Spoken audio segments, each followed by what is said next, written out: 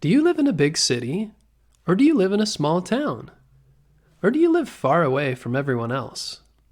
I grew up in a medium-sized town, but it always fascinates me to visit big cities. It's amazing to see a city be able to function with so many people in such a small area.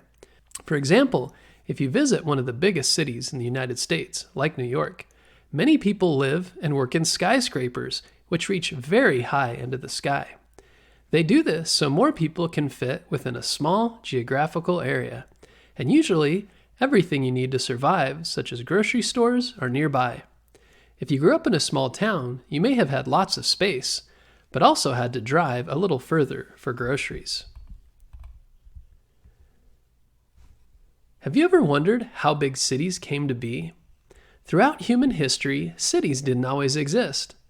If you were to travel back into history 10,000 years ago, most people lived in small tribes or communities and either hunted and gathered or farmed a small area of land. Even for many years before farming, early humans moved often, hunting animals or gathering nuts and seeds and berries for survival. It was a pretty hard life. They were always on the move because once the animals and other food in the area were gone, they had to be on their way. They lived in shelters or caves and did whatever they could to just barely get by. It's hard to imagine, but humans lived this way for a very, very long time. Just think about that for a moment, and then think of where we are today. How did that change happen? It's taken about 12,000 years. Big changes in history often take time. But eventually these humans who hunted and gathered food to survive figured out ways to plant seeds to grow their own food. It seems obvious how to go about it today, but it wasn't for them.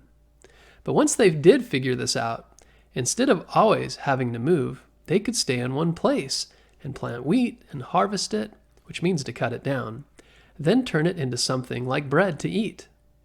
They also figured out new ways of watering their crops using irrigation. Irrigation is digging a ditch from a stream or river to their farms. Domesticating means to keep animals in an enclosed area and grow the group of animals so they don't have to hunt them. Animals such as goats, pigs, and cows were domesticated.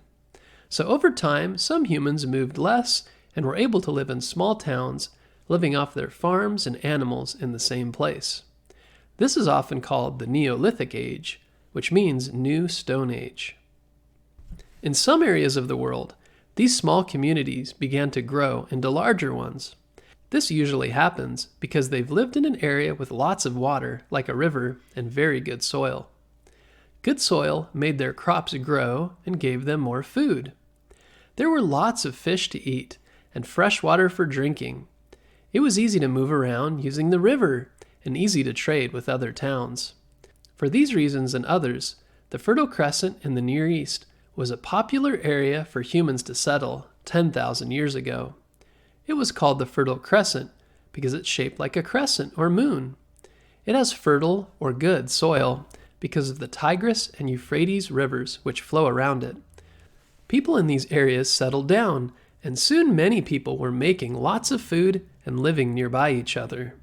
The amazing thing about humans is when many humans are living and working nearby each other and putting their minds together, they share ideas and come up with new ideas about how to solve problems. This is what happened in the Fertile Crescent. People became better at farming, better at domesticating animals, and soon figured out better ways to build things like pots for their food and bricks for their homes. They shaped clay into stronger bowls. This is called pottery. Bricks were made using clay and mud and other materials and then cooked in the sun or hot furnace to make them rock hard. Eventually their homes changed from small huts to strong brick buildings that didn't fall over as easily. They built buildings to keep their grain safe. They built beautiful temples to their gods. They built walls to keep their cities safe. Other humans who were still hunting and gathering and on the move saw the nice things of the city and wanted to take them. The people of the cities designed better weapons and better walls to protect themselves from these tribes and from other cities. In the Fertile Crescent, in a region called Mesopotamia, many of these big cities grew very, very big. These people are often called the Sumerians, But they lived in many different cities with names such as Eridu, Uruk, Kish, Ur, and Akkad. Some of these cities had tens of thousands of people living in them, which was huge at the time. In the center of each of these cities was a gigantic temple. There the priests who ran the city lived and worked. Big cities required many people to make decisions and to keep track of all the work that needed to be done. They traded with nearby cities and began to keep track of their money and other goods by using sticks to make marks in clay tablets. This early version of writing was called cuneiform. As people in cities put their heads together, they became better at shaping metals too. This is called metallurgy. Very hot fires were created in furnaces and used to extract and mold the metal. Advances in metallurgy led to what is called the Bronze Age. Bronze was a very hard metal made from combining tin and copper. Bronze gave them stronger tools, made stronger bowls, vehicles such as chariots, and weapons when needed.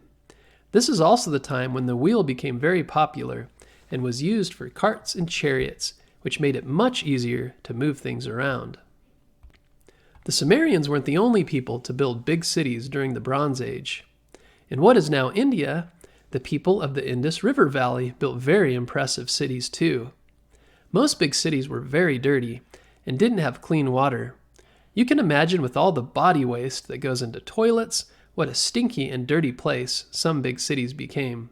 The people of Mohenjo Daro recognized this problem and designed their cities with canals on every street to move the dirty toilet water out and the clean water in. Their homes had clean water, bathtubs, and the city stayed very orderly and clean. Two of the major cities were Mohenjo Daro and Harappa, which had around 30,000 people living there. The Harappans traded good with the Sumerians and other nearby cities. They created their own beautiful style of pottery and used an early form of writing.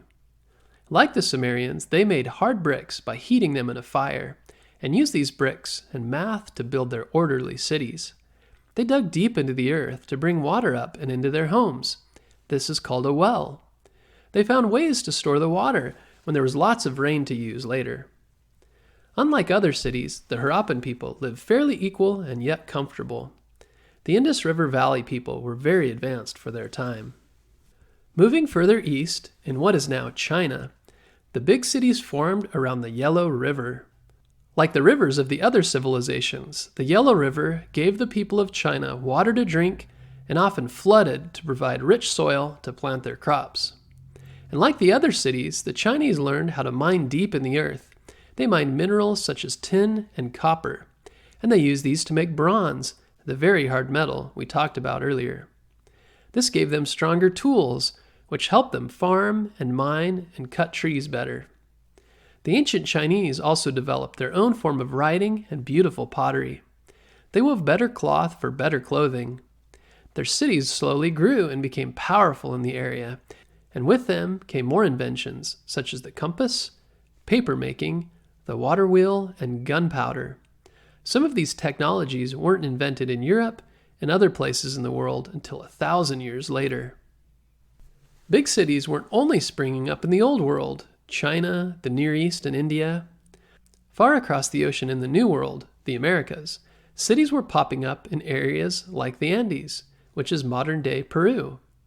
These people also figured out how to plant huge farms for food. The farms gave them enough food, so not everyone had to be a farmer, but could become an expert at a craft like making pottery, making cloth, or different kinds of tools. Some of the people in the cities became very good at math and used their knowledge to build amazing buildings and roads that connected their cities. Others used their tall stone temples to study and create maps of the stars. This is called astronomy. Other places that saw growth at this time were Mesoamerica and of course Egypt, which we'd love to get into, but not in this episode. If you want to learn more about ancient Egypt, be sure to check out our episode on pyramids. Take a moment to think about how these places and people grew from small groups of farmers into major cities. Then think about the size of cities today. What's different about cities now, and in what way are they the same? Be sure to check out our related episodes about the Mayan civilization, ancient Greece, the Renaissance, the Great Wall of China, the Han Dynasty, and the pyramids. Thanks for listening, and be sure to tune in next Monday for a brand new episode.